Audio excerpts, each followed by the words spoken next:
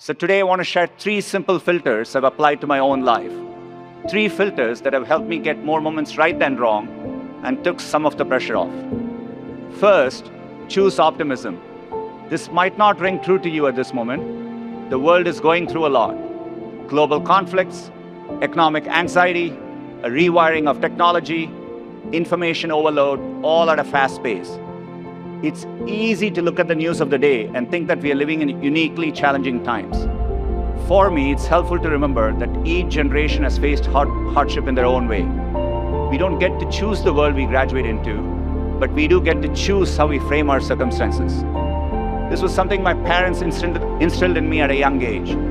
I grew up in the vibrant city of Chennai, India. It was a comfortable life for the most part, but in those early years we had some challenges. We worried about severe drought and whether the water trucks would arrive in time.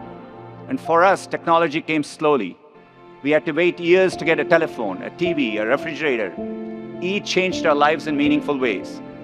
My parents never let the constraints limit my imagination of what was possible. It's the reason I even let myself dream I could one day work in a faraway place called Silicon Valley. When the call from Stanford came, my father spent the equivalent of a year's salary to buy my ticket. It was my first time on a plane. When I landed in California, it wasn't exactly as I'd imagined. I remember that first drive down 280 coming from the airport with my host family. If you're not from here, California is advertised as being really lush and green. But when I looked out the window, it was more brown. I guess I said this out loud, I'm not sure why. My host, Mrs. Jane Earl, gently corrected me. We prefer to call it golden, she said. And that's exactly what I mean by choosing optimism. It's about reframing for the positive. Where I saw brown, she saw golden. This slight change of perspective had a huge ripple effect on how I thought about the world around me. Lush forestry wasn't all that was misadvertised, if I'm being honest. The ocean looks warm and inviting on the brochure. A Stanford professor even emailed me before I accepted and used the beautiful beaches as a selling point. So the first time I went to the beach in Santa Cruz, I ran fully into the water. It was not warm. I've since learned that the Atlantic can be warmer, which, by the way, is the only reason Stanford joining the ACC makes any sense at all. Despite the brown hills and the cold ocean, it seemed like almost everyone I encountered had a generally positive outlook on life. Maybe it's because you can wear shorts all year, I don't know. I found myself adopting this California optimism, and it helped me navigate one of my bigger pivots during my time at Stanford. I came here fully intending to get my PhD and to move into academics. Life had other plans and I needed to get a job sooner. So I left my doctorate program, and Stanford was generous to offer me the chance to fulfill the requirements for a master's. I could have seen it as the end of a dream, but thanks to Mrs. Earl, I was able to see that particular brown hill as golden. In that moment, I chose optimism. The second filter is to gravitate towards working on hard things. I'd love to tell you I was an immediate success after leaving Stanford. I wasn't.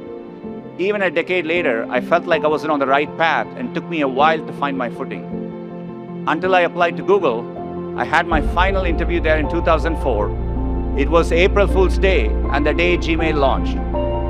So when my interviewer asked me about it, I wasn't sure if it was a joke or a real product. That's because at the time, 1 gigabyte of free storage for everyone felt super ambitious and almost impossible. A couple years into the job, I got my chance to work on a seemingly impossible problem too. It was around this time that the internet was moving into a new phase. The web was evolving from simple web pages to rich applications. There was a group of us that felt we could reimagine the browser to be much better and faster, and we had an early prototype that we thought was pretty good. Internally, there was a consensus that building a browser would be incredibly difficult, requiring hundreds of engineers. We had a group of about 10. The consensus was right. It was going to be really hard. In some ways, we were naive, and it's good to be a bit irrational when you approach new things. And in 2008, we launched what we thought was a great browser. We had 8 million users in the first 24 hours, and the reviews were really positive, and then user growth stagnated. After a year, we had around 2% share. I remember Steve Ballmer, the CEO of Microsoft, made fun of Chrome in an interview and called it a rounding error. It could have been demoralizing, but with that California optimism, I told the team that the fact he went out of his way to dismiss us meant we were doing something right. We kept going, setting highly aggressive stretch goals to keep the team pushing. We rapidly iterated, shipping the browser every 6 weeks, while others shipped one maybe every 6 months to a year. Success began to follow. Working on hard things has taught me a lot. It typically attracts other great and optimistic people. And even if you miss meeting the high goals you set, you will still achieve something great. So when you have the choice to work on something hard, say yes. And the third filter I use, when all else is equal, do the thing that excites you. For me, there has always been access to technology. The more access my family had, the better our lives got. I didn't have much access to a computer until I came to Stanford. So you can imagine my surprise when I walked into Suite Hall and saw rows and rows of computers that I could use anytime I wanted. It was 1993 and the internet was being built literally all around me. I saw it as a fundamental enabler of human progress. The idea that I could be a part of bringing it to as many people as possible was exciting. It's why I took the offer at Google, why I jumped at the chance to work on projects like Chromebooks and Android later on. Several years ago, I remember meeting a group of women in rural India using Android smartphones for the first time to learn new trades, to speak with loved ones far away. And I remember visiting a classroom in Pittsburgh and seeing students from different backgrounds learning through the products I helped to build. Seeing computing change people's lives as it had changed mine was the most exciting thing in the world to me. So as you look at your own path, don't focus on the thing your parents want you to do, or the thing all your friends are doing, or that society expects of you. Instead, think about the things that keep you chatting excitedly with your roommate late into the night, and go do those things. Class of 2026, I genuinely believe you're the most capable class in history, at least until next year's class. That's how progress works. You have thousands of moments ahead of you.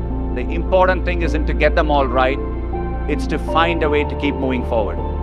Sometimes we end up somewhere wonderful, like a beautiful snow-capped mountain. Other times we end up in, well, Vegas. Both are a gift.